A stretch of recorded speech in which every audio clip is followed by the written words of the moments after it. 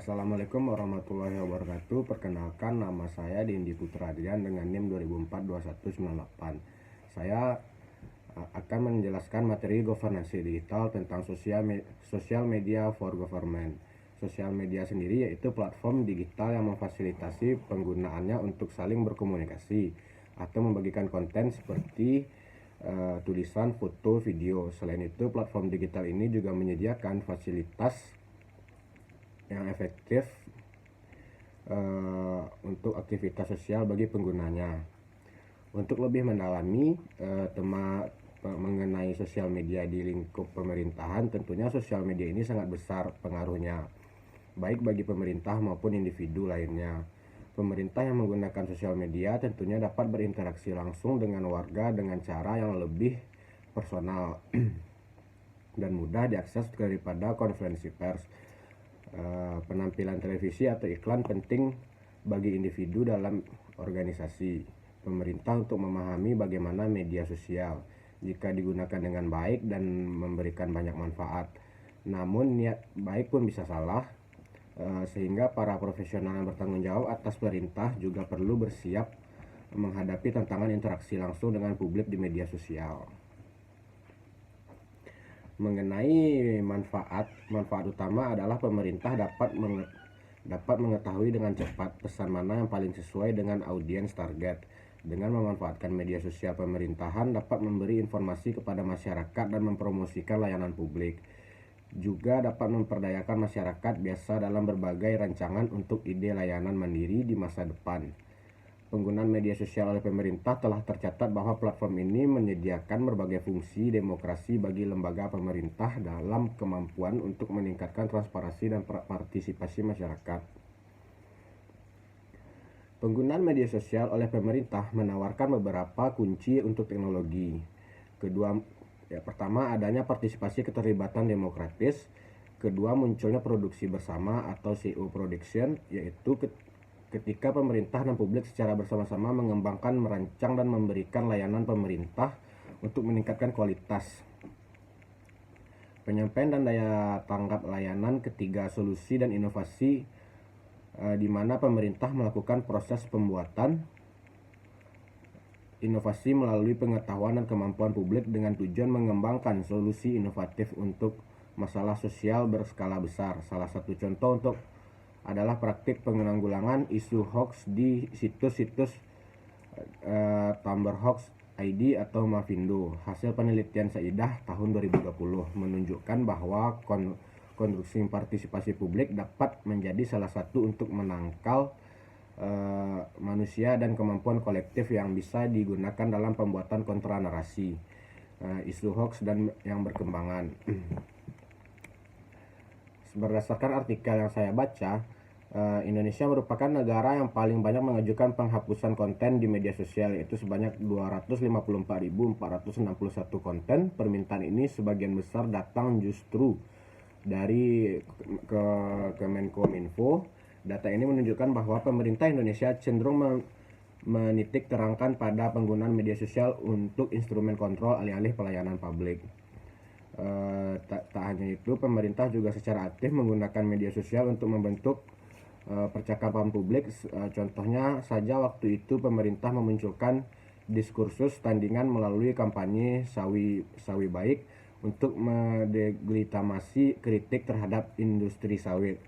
Dari media sosial pemerintah di berbagai negara, kita bisa melihat bagaimana konsep e-government diimplementasikan secara berbeda dan memiliki dampak yang beragam pula pada relasi antara warga dan negara. Di satu sisi media sosial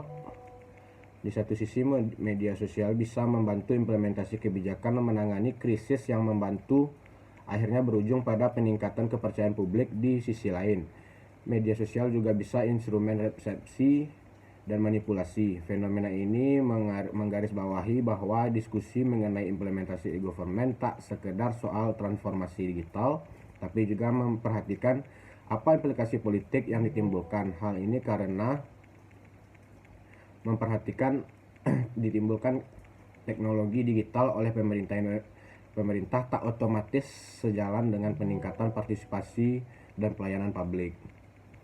Implementasi penggunaan media sosial sendiri di pemerintahan, yang pertama adalah pemerintah tidak memerlukan infrastruktur teknis, keuangan, dan e-government yang rumit, namun cukup menggunakan komputer yang terhubung ke jaringan internet dan sumber daya manusia memiliki pengetahuan dasar tentang media sosial. Di Indonesia, penggunaan media sosial pemerintah dipandang sebagai salah satu bentuk inovasi dan tata kelola pemerintah memaksimalkan pemanfaatan teknologi.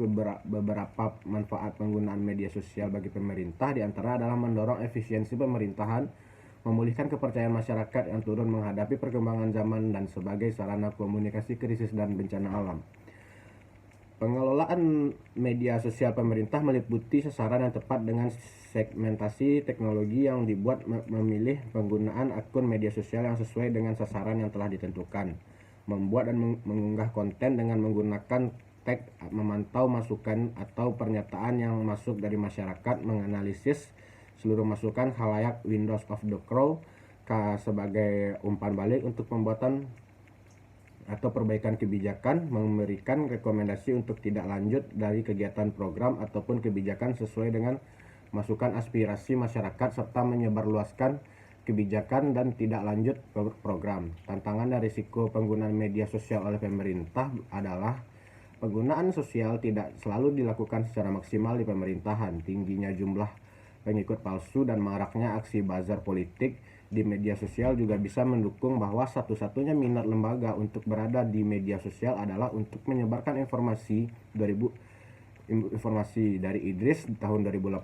Sobachi dan Karkin tahun 2013 mengamati bahwa penggunaan media sosial pemerintah yang tidak menyampaikan layanan publik dan transparan, partisipatif, dan berorientasi masyarakat berpotensi menimbulkan masalah karena dapat menentukan ekspektasi, kemungkinan dua arah, dan kebutuhan yang didengarkan.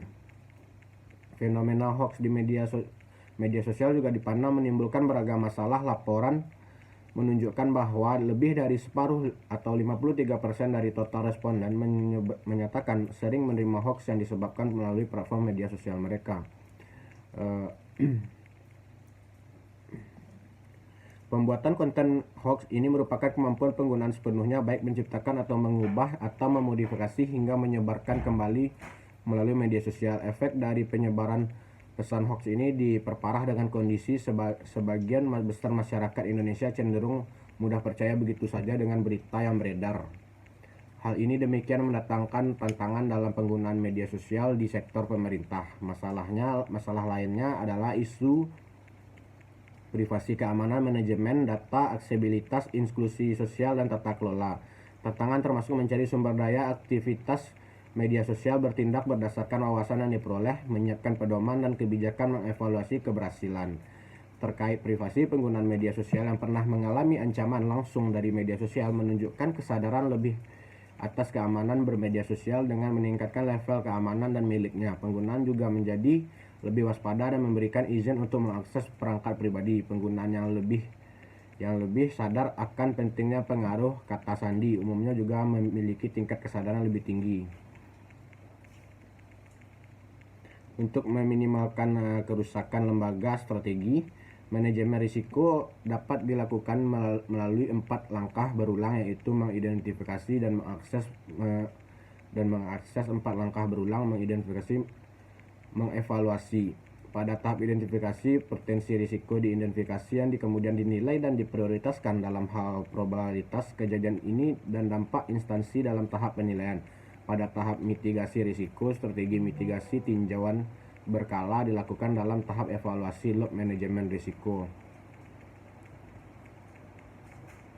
Contoh dan fungsi pengelolaan media sosial pemerintah mencerminkan penggunaan media sosial pemerintah masyarakat G2C dan masyarakat pemerintah C2G. C2G adalah kasus cicak versus buaya pada tahun 2019, di mana masyarakat menunjukkan aktivitas kolaborasi massal melalui media sosial untuk membela KPK untuk menjalankan fungsinya sekaligus menuntut pembebasan Bibit Samad, Rianto, dan Chandra Hamzah. Di sisi lain, Polri juga menggunakan media sosial untuk melakukan penyelidikan tindakan suap dan korupsi Ketua KPK. Intervensi dari masyarakat agar kasus dapat diusut secara tuntas. Proses penggunaan strategi kemudian media sosial pemerintah di Indonesia dapat dilihat dari beberapa studi terkait dengan media sosial. Kesimpulan dari semua ini adalah esensi dari pengelolaan media sosial pemerintah adalah hubungan yang bersifat interaktif antara pemerintah dan penyelenggara otoritas negara. Dengan masyarakat melalui media sosial ini, ukuran keberhasilan media sosial dalam hal ini adalah adanya pembagian informasi, kolaborasi massal, dan transaksi sosial sebagai yang saling mendukung antara pemerintah dan konsistennya. Melalui media sosial, masyarakat mendapatkan kesempatan untuk berbicara dengan mengekspresikan dan pikirannya, termasuk juga mengkritik pemerintah langsung dengan terbuka. Dalam konteks yang lebih luas, masyarakat juga dapat berpartisipasi aktif dalam upaya pemberantasan korupsi, pelaksanaan reformasi birokrasi, mendorong penegakan hukum, menjaga proses demokrasi, serta memastikan pemerintah yang baik melalui media sosial pemerintah. Risiko terkait penggunaan media sosial pemerintah perlu dikelola dengan baik dari sisi kebijakan maupun teknologi. Baiklah, mungkin hanya itu yang dapat saya sampaikan tentang sosial media untuk for government. Jika ada kesalahan kata, saya mohon maaf. Saya akhiri dengan wassalamualaikum warahmatullahi wabarakatuh.